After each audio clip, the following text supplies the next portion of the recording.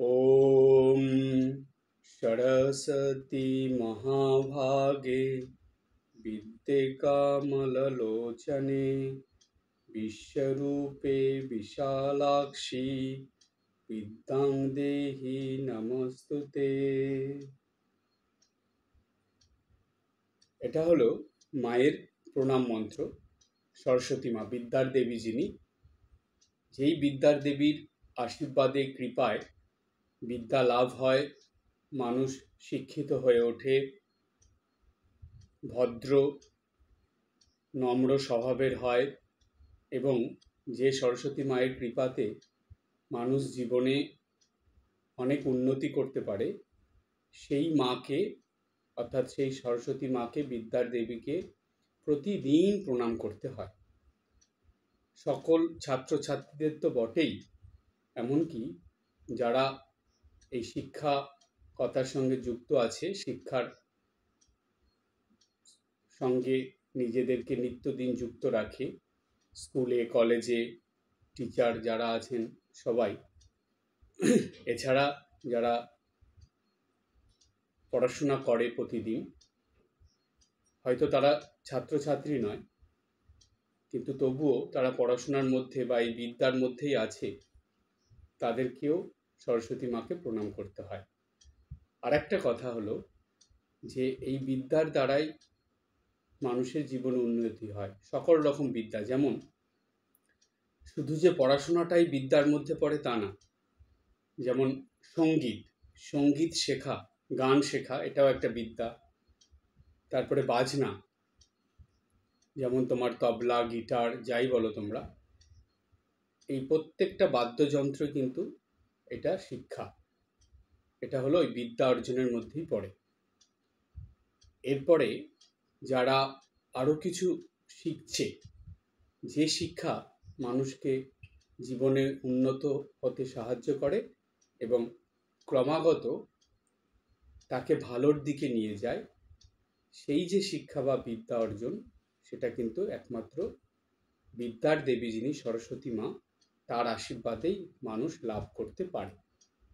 তাই তোমরা জানবে বা তোমরা করবে, এটা সকল ছাত্রছাত্রীদের বলছি, এবং যারা এই শিক্ষকতার লাইনে বা শিক্ষকতার সঙ্গে যুক্ত আছেন, যে কোনো বিদ্যা, শুধু পড়াশোনা নয়, গান বাজনা থেকে আরম্ভ করে এই যে বিদ্যার কথাগুলো আমরা জানি, শাস্ত্র পাঠ, আলোচনা, সব কিছুই, এর সঙ্গে যারা আছে সবাইকেই প্রতিদিন সরস্বতী মাকে একবার প্রণাম করতে হয়। এটা নিয়ম। কেন? মা যদি সন্তুষ্ট থাকেন, সরস্বতী মা, তাহলে মায়ের প্রসন্নতায় যে আশীর্বাদ বা কৃপা পাওয়া যায়, সেই আশীর্বাদ কৃপাতেই জীবনে ক্রমাগত উন্নতি হয়, মানুষের সব কিছুতে বিজয় লাভ হয় এবং সে সুখে শান্তিতে আনন্দে জীবনযাপন করতে পারে। সেই সরস্বতী মাকে প্রণাম করার সময় কি বলা হলো প্রণাম মন্ত্রে? ওম সরস্বতী মহাভাগে বিদ্যে কমলে লোচনে। বলছে যে এই সরস্বতী মা, তিনি, তার চোখ দুটো হলো কমল লোচনে, মানে হলো লোচন মানে চোখ, আর কমল মানে হলো পদ্ম। সরস্বতী মায়ের চোখ দুটো পদ্ম ফুলের মতন, মানে পদ্মের মতন যার চোখ দুটো, কারণ পদ্ম ফুল হলো সাদা, তো শ্বেত বর্ণের, তো সেই শ্বেত বর্ণের দেখবে বস্ত্র পরিহিত থাকে সরস্বতী মা, আর তার চোখ দুটো ওই পদ্ম ফুলের সঙ্গেই তুলনা করা হচ্ছে, তাই বলছে কমলে লোচনে।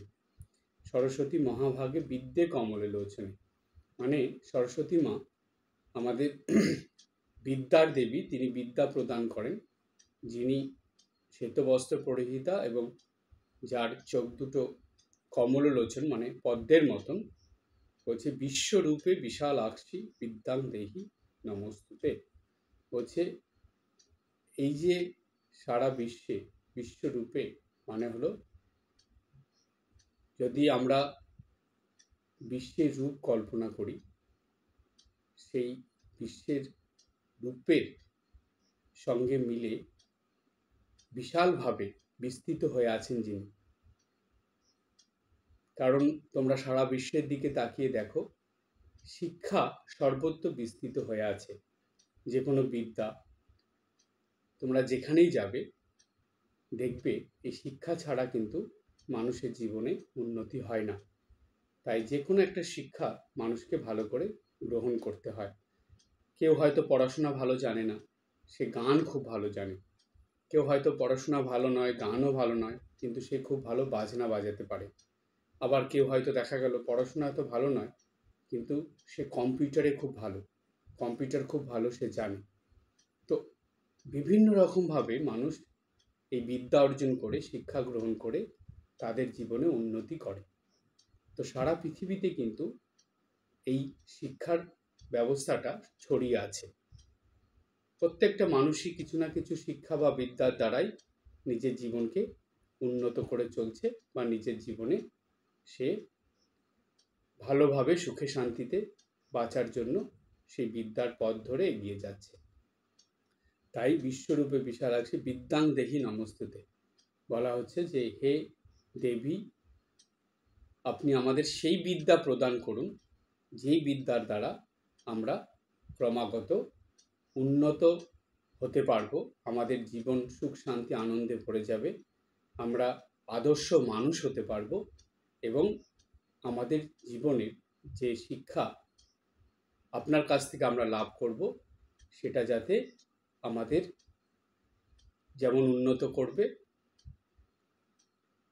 আমাদের সঙ্গে সঙ্গে যারা আমাদের কাছ থেকে এই শিক্ষা গ্রহণ করবে তাদের জীবনও যাতে উন্নতি হয়, এই প্রার্থনা জানিয়ে আপনার চরণে আমি প্রণাম নিবেদন করছি বা নমস্কার করছি।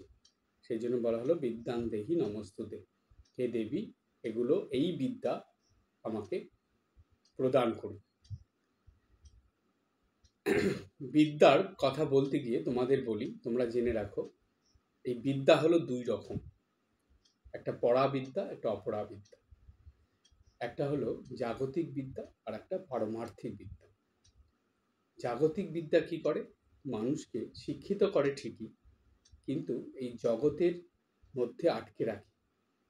তারা জাগতিক জিনিস নিয়েই তাদের জীবন কাটায়। কিন্তু পারমার্থিক বিদ্যা যেটা, সেটা মানুষকে কি করে? ধীরে ধীরে মুক্তির দিকে নিয়ে যায়।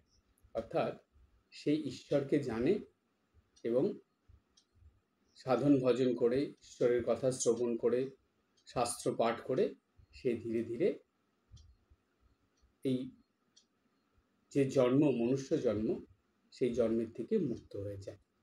আবার সেই বিদ্যাও কিন্তু সরস্বতী মাই দান করেন। তাই পড়া বিদ্যা, অপরা বিদ্যা বা যেটা জাগতিক বিদ্যা, পারমার্থিক বিদ্যা, সব রকম বিদ্যাই সরস্বতী মাই প্রদান করেন। তাই মাকে নিত্যদিন প্রণাম করতে হয়। আর এই ভালোভাবে পড়াশোনার জন্য বা বিদ্যা অর্জনের জন্য মার কাছে এই প্রণামের দ্বারা প্রার্থনা করতে হয়।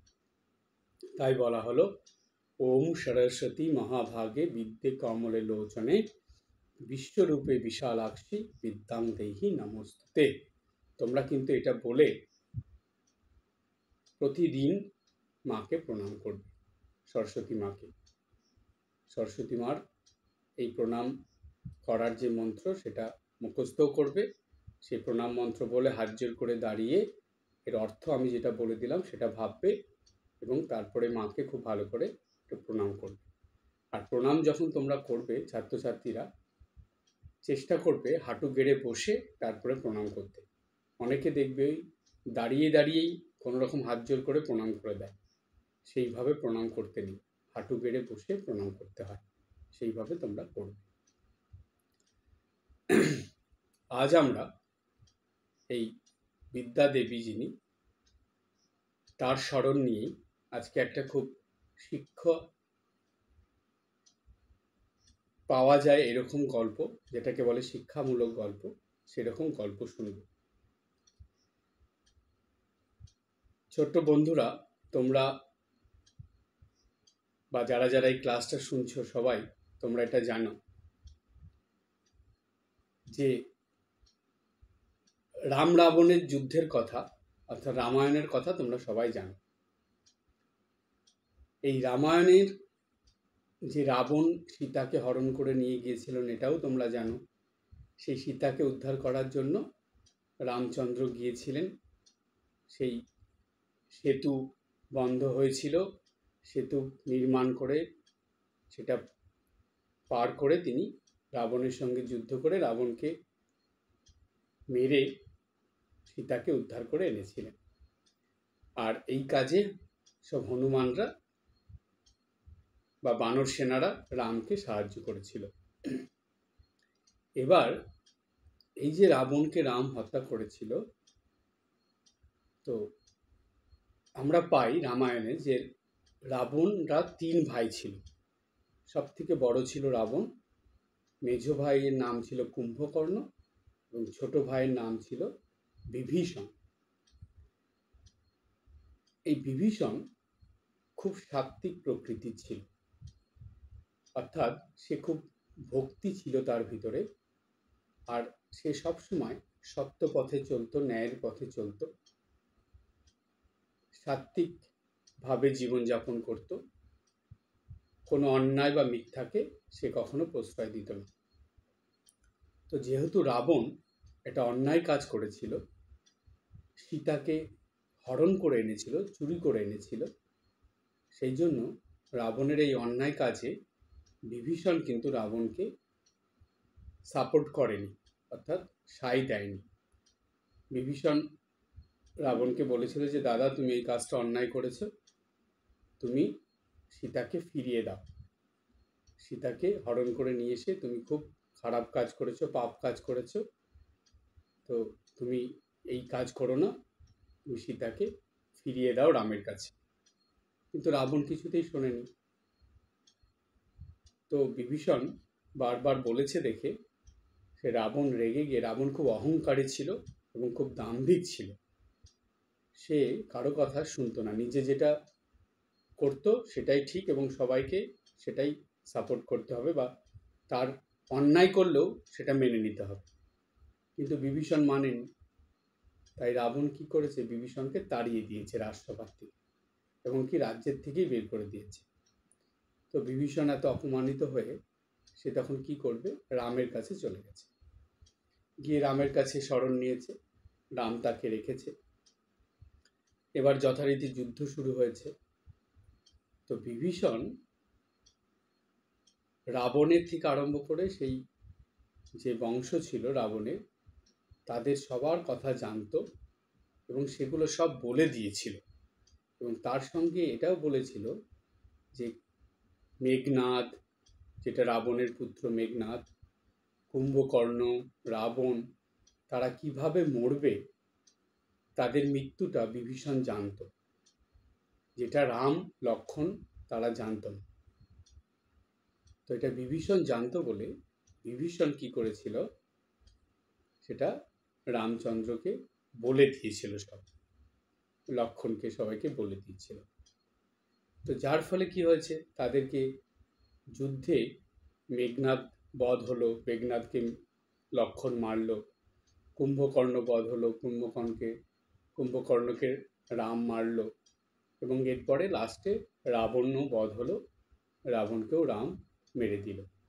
বিশেষ করে রাবণকে বধ করা খুব কঠিন ছিল, কারণ রাবণের মৃত্যু কি করে হবে সেটা কুম্ভকর্ণ ছাড়া কেউ, আর বিভীষণ ছাড়া কেউ জানতো না।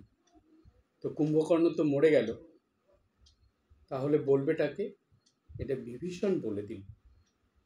তো সেইটা শুনে রাম রাবণকে মেরে দিল। কিন্তু এই যে বিভীষণ কাজটা করলো, এই কাজটা কিন্তু কেউ ভালো চোখে দেখলো না। কেন দেখলো না? তার কারণ এই যে লঙ্কার রাবণদের যে বংশ, সেটা যে ধ্বংস হয়ে গেল, সবাই যে মৃত্যুবরণ করলো, তার জন্য সবাই বিভীষণকেই দায়ী করলো। আর বিভীষণের জন্যই রাবণের মৃত্যু হলো, কুম্ভকর্ণের মৃত্যু হলো, মেঘনাদের মৃত্যু হলো, এবং যত বড় বড় সব বীরেরা ছিল সবার মৃত্যু হলো। সবার মৃত্যুর জন্য মেঘনাদকে দায়ী করা হলো। মেঘনাদের দোষ না, বিভীষণকে দায়ী করা হলো। বিভীষণের দোষ এটাই ছিল যে বিভীষণ সবার মৃত্যুর কার কিভাবে মৃত্যু হবে সেটা রাম লক্ষ্মণকে বলে দিয়েছিল। তো সেই জন্য বিভীষণের একটা নতুন নাম হলো, যেটা প্রায় বলা হয়, সেটা হলো ঘরের শত্রু বিভীষণ। ঘরের শত্রু বিভীষণ কেন? তার মানে এই ঘরের কথা যেটা কারো জানার কথা নয়, সেগুলো সে গিয়ে রামকে, লক্ষ্মণকে, সবাইকে জানিয়ে দিল। তো এই কারণে বলা হয় যে ঘরের শত্রু বিভীষণ। সে শত্রুতা করল, নিজেদের ভাইদের সঙ্গে শত্রুতা করল। ঠিক এই রকমই যে গল্প, এটা বলার অর্থ হলো, আজকে যে গল্পটা বলবো সেই গল্পটার নাম হলো ঘরের শত্রু বিভীষণ। আমাদের সমাজে, সংসারে, পরিবারে, বিভিন্ন স্থানে, কর্মক্ষেত্রে এইরকম অনেক মানুষ থাকে যারা ঠিক এই বিভীষণের মতন আচরণ করে। তারা সব কথা জানবে, শুনবে, কিন্তু সেটা গিয়ে ঠিক এমন জায়গায় বা এমন মানুষকে বা এমন পরিবেশে গিয়ে বলে দেবে যাতে সংসারে, পরিবারে, কর্মক্ষেত্রে মানুষের মধ্যে অশান্তি হয়, মনোমালিন্য হয়, ঝামেলা হয়। এইরকম করে, এইরকম স্বভাবের মানুষ থাকেই থাকে।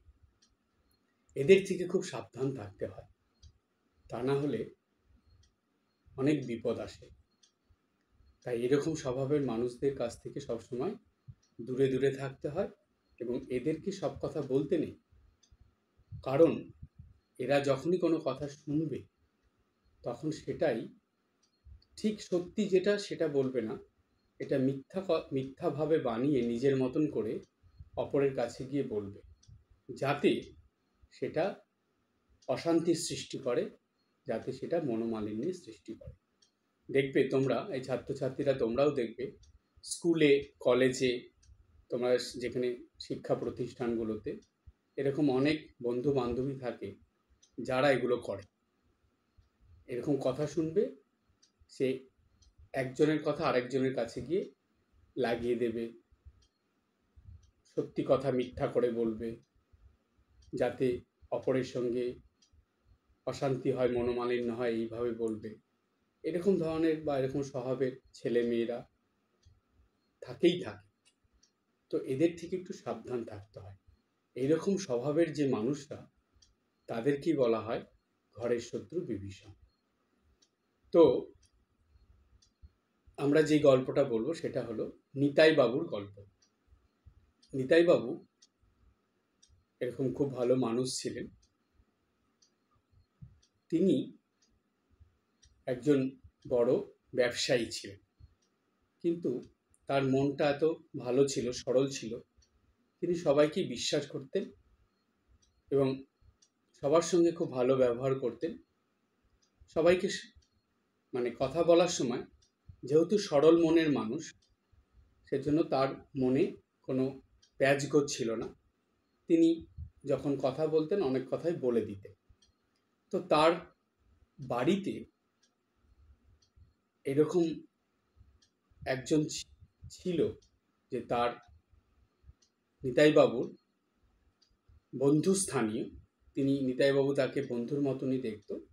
নিতাইবাবুর কাছে আসতো, কথা বলতো।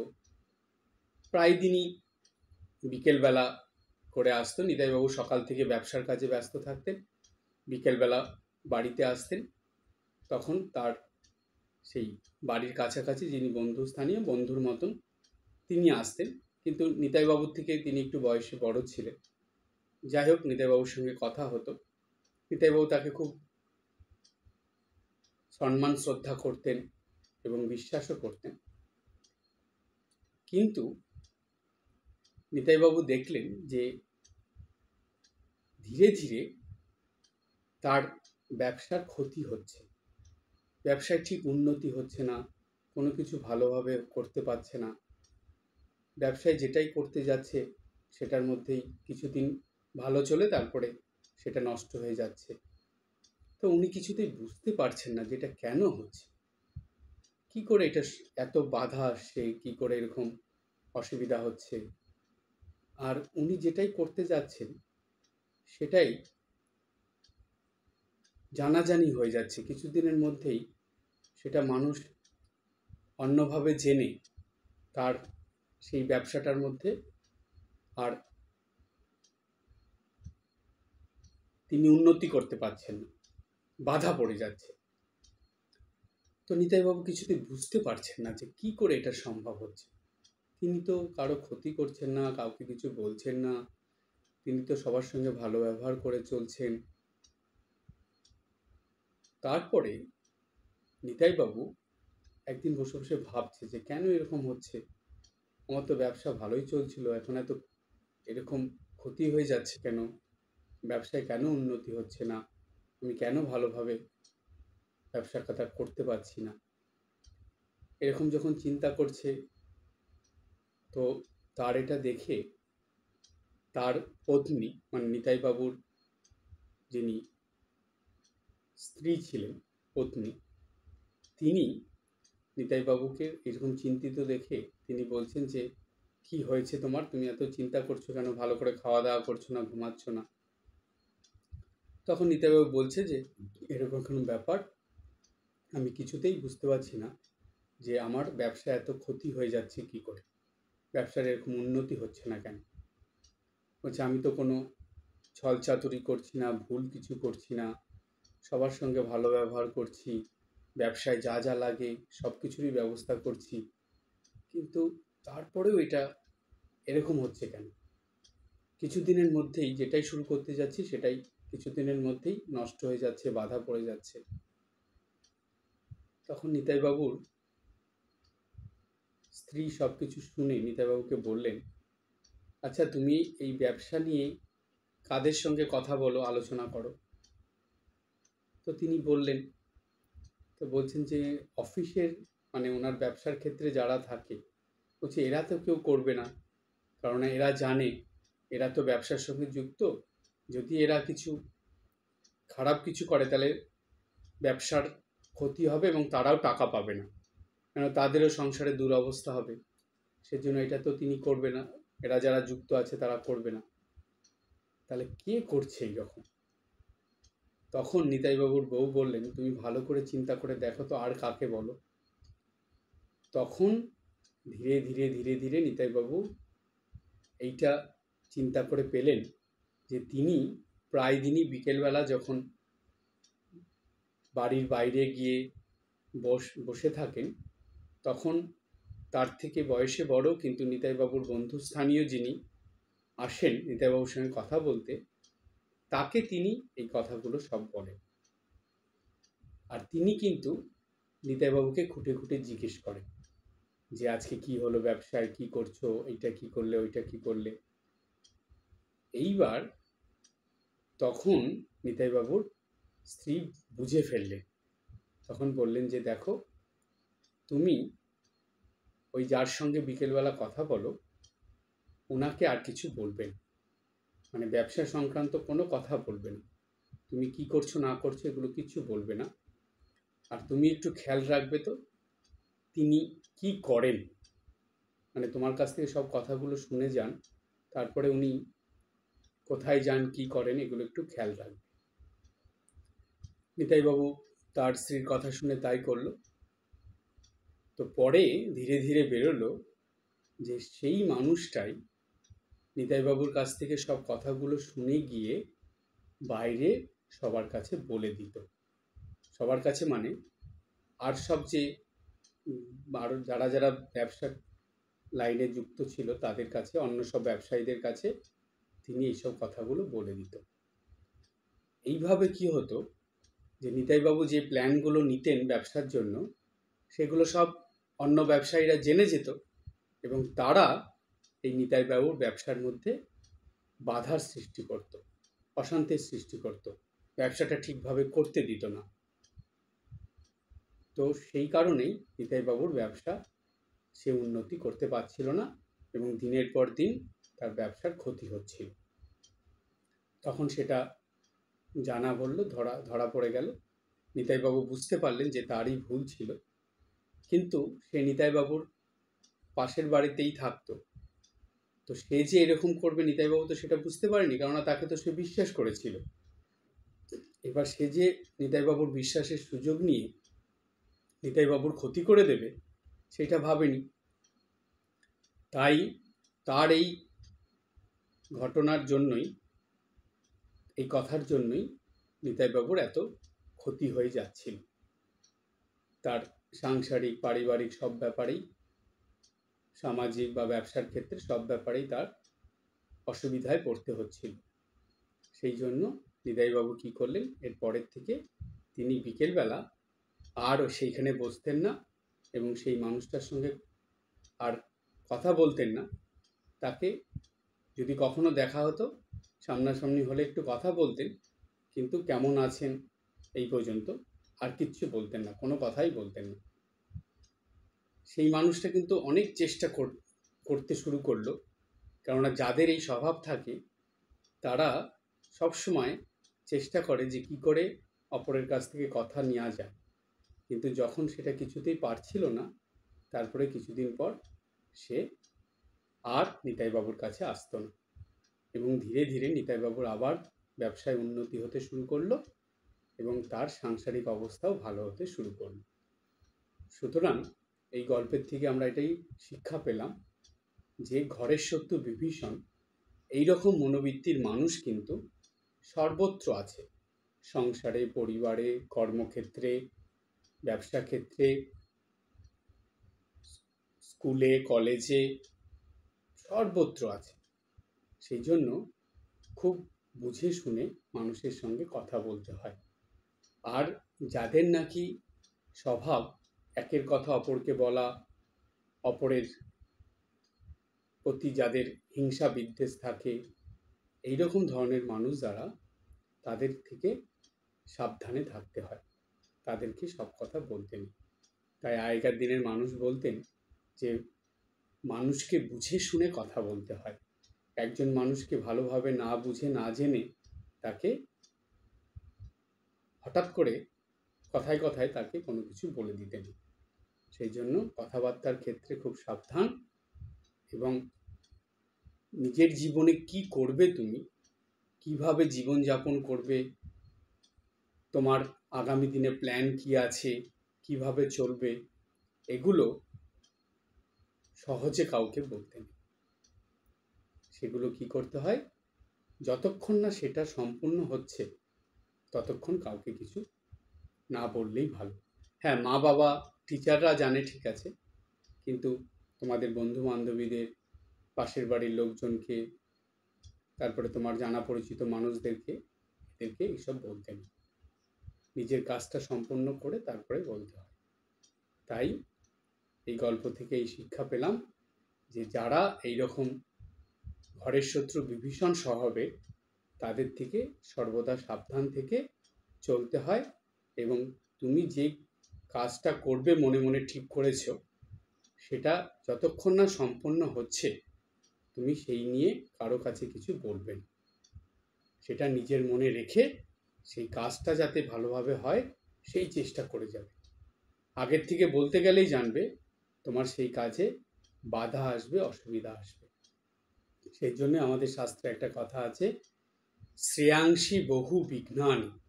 কথাটার মানে হলো ভালো কাজে, শুভ কাজে অনেক বাধা আসে, অনেক অসুবিধা আসে, সমস্যা আসে। আর এর জন্য কিন্তু দায়ী সেই মানুষটাই থাকে। কারণ সে যদি সবার কাছে তার কাজের প্ল্যান প্রোগ্রাম সব বলতে থাকে তাহলে মুশকিল, তাহলে বাধা আসবে, সমস্যা আসবে। তাই যতক্ষণ না কাজটা হচ্ছে ততক্ষণ বলতে নেই।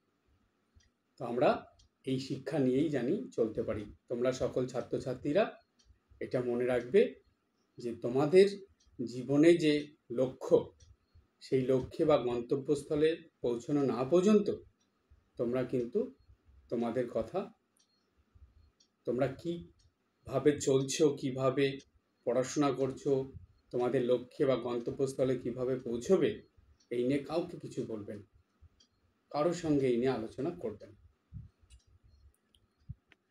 আর যারা এখানে অভিভাবকরা আছেন বা বড় মানুষ যারা আছেন, যারা শুনছেন কথাগুলো তাদেরকেও বলি, আপনারাও এই শিক্ষা গ্রহণ করবেন যে সবাইকে সব কথা বলতে নেই এবং বলা উচিতও নয়। যদি বলেন তাহলে নিজেদেরই অসুবিধায় পড়তে হয়। তাই মানুষ বুঝে কথা বলতে হয়, মানুষের স্বভাব বুঝে, মানুষের আচরণ বুঝে, স্থান কাল পাত্র ভেদে কথা বলতে হয়। আমরা কিন্তু এই শিক্ষাটা শ্রীমা সারদা দেবীর জীবন থেকে পাই। তাই ঘরের শত্রু বিভীষণ এইরকম মানুষ সেই রামায়ণের যুগেও ছিল, পরে রামচন্দ্রের সময়, পরে এটা হলো ত্রেতা যুগে ছিল, পরে দাপর যুগে শ্রীকৃষ্ণের সময়ও ছিল, এবং তারপরে এই কলিযুগে ভগবান শ্রীরামকৃষ্ণ দেবের সময়তেও আছে। আগেও ছিল, এখনো আছে, পরেও থাকবে। সুতরাং এদের থেকে সবসময় সাবধানে থাকতে হবে, তা না হলে জীবনে ক্ষতি হবে। আজকে এই পর্যন্ত। সবাই ভালো থাকবে, হাসি খুশি আনন্দে থাকবে। ওম শান্তি শান্তি শান্তি। হরি ওম তৎসৎ। শ্রীরামকৃষ্ণার্পণমস্তু।